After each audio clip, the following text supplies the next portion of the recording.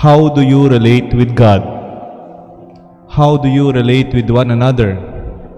And how do you relate with yourself? The Lord's Prayer is not only a prayer which Jesus taught us what to say, how to pray, but it's also a definition of our relationship. Baka may pagkapareho po ito ng reflection ni Bishop Ambo for today, because this late afternoon we had our taping at Men of Light and we had a little discussion on the gospel today.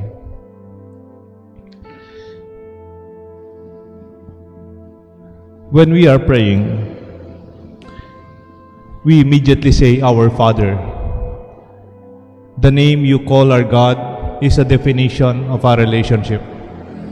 That is a father, not a master, but a father, a very intimate relationship. Our Father. But as even we call Him Father, we define our relationship to Him as His sons and daughters. We even define a relationship with one another as brothers and sisters. When we say Our Father, we do not expect that He would give everything, but we know that He would give as we need, not our want. When we say Our Father and when we call God Our Father, we let God be God. Who do we think God is? Do we think that He's a jute box? Alam po yung jute box, wala na ngayon to eh. Yung jute box noon, yung mga bata, maglalagay ka ng pera, 3.25. Then kakanta siya. Ngayon uso sa videoke. Lalagyan mo ng 5 piso, pwede kang kumanta. When we were younger, mayroong mga public musical places where you put coins and it will sing. Pipindutin mo lang kung anong gusto mong kanta. Sometimes when we pray, parang ganyan ang Diyos sa atin. Parang jukebox lang. Ito ang gusto ko. Sing this for me. Give this to me. As if we are consultants of God. Lord, do this, do that. We do not allow God to be God. Kuminsan, di ba, sa ating mga Pilipino may expression, ika ng ima, ika ng tata. When our younger people, young children say, magtatatatala, maginda-indala. Because this kind of relationship promotes and defines how we should relate with one another. Let God be God. But our relationship with Him is not a relationship enslaved and a master. It is a relationship of a God as a father son, and father to his daughter. And also when we say, Hallowed be thy name, we define our respect to our Father. A respect in the name Himself. Kahit wala man siya, pangalan pa lang, in the name of the Father, sa ngalan ng Ama.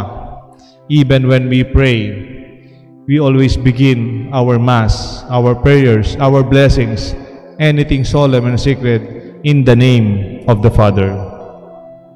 And with that expression is an expression of reverence, of respect, that we cannot really just use the name of God in vain without respect. Holy be thy name is a special and holy relationship. Though He wants to call Him Father, He is still our God. He is still our Lord. Need to be honored and respected. When we say, Thy kingdom come, it is an expression that we do not wait for the kingdom of God to come when we die. Hindi naman natin pinagdarasal, sana ako'y mapasalangit pag ako'y namatay. Sana ako'y mapasalangit at maranasan kong langit pag ako'y wala na dito sa mundo. Hindi man po ganon ang ating pagtingin sa relasyon natin sa Diyos. We relate with God and we call, Your kingdom come on earth as it is in heaven. As if we are praying the very teachings of Jesus. The kingdom of God is at hand. Nasa kamay nyo na ang kaharian ng Diyos. Hindi malayo, hindi bukas, hindi sa darating na panahon. Nandito na. and God is already in our midst. We define and relate with God present with us today. Nandito na at darating pa in the fullness of time. If we think that where God lives, we know it's quite great. It's not a secret na para bang mayroon tayong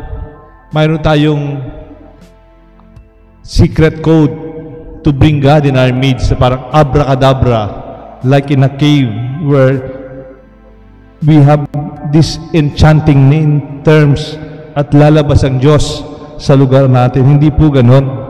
Because our understanding of God is with us and giving our needs, hopefully, our daily bread.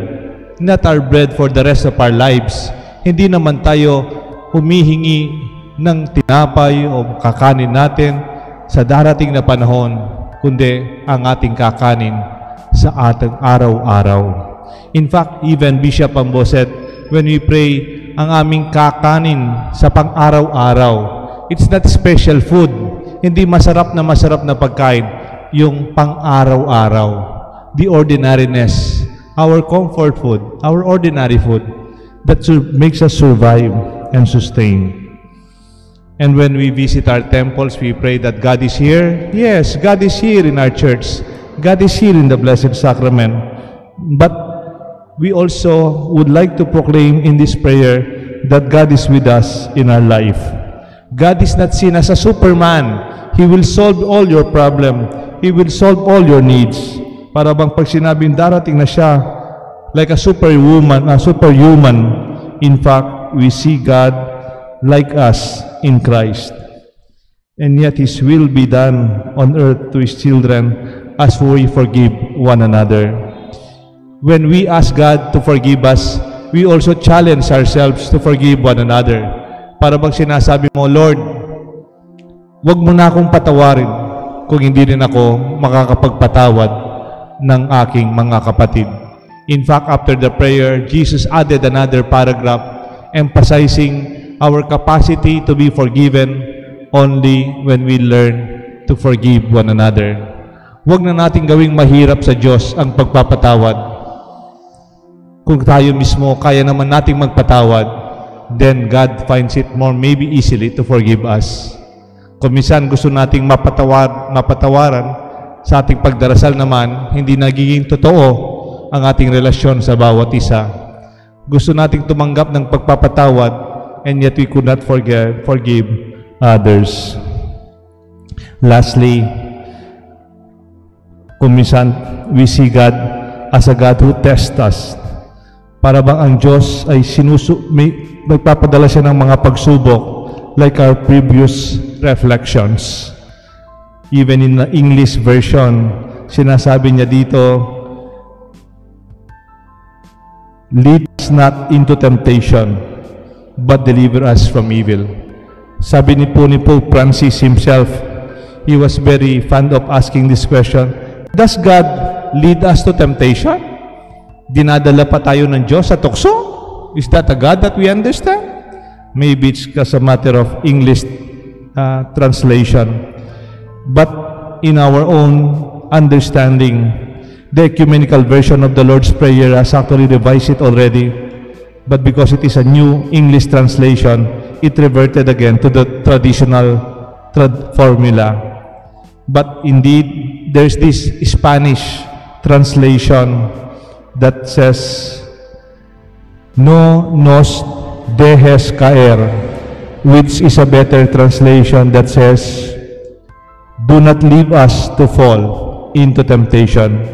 It's just like saying, we're asking Him not to abandon us when we are tested. Parang sinasabi natin, emuke pay Saul king tukso, nung ikabus mo kami king Marok.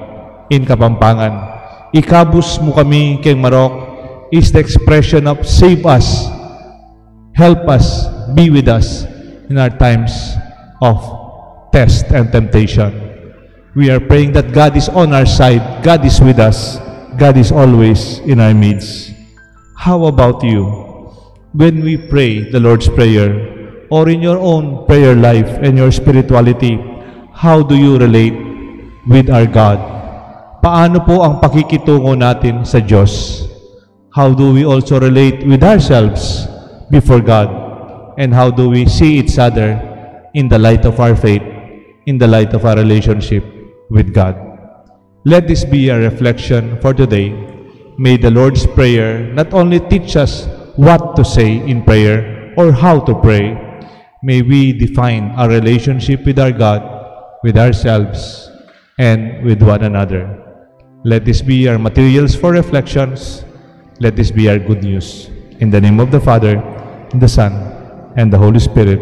Amen. Amen.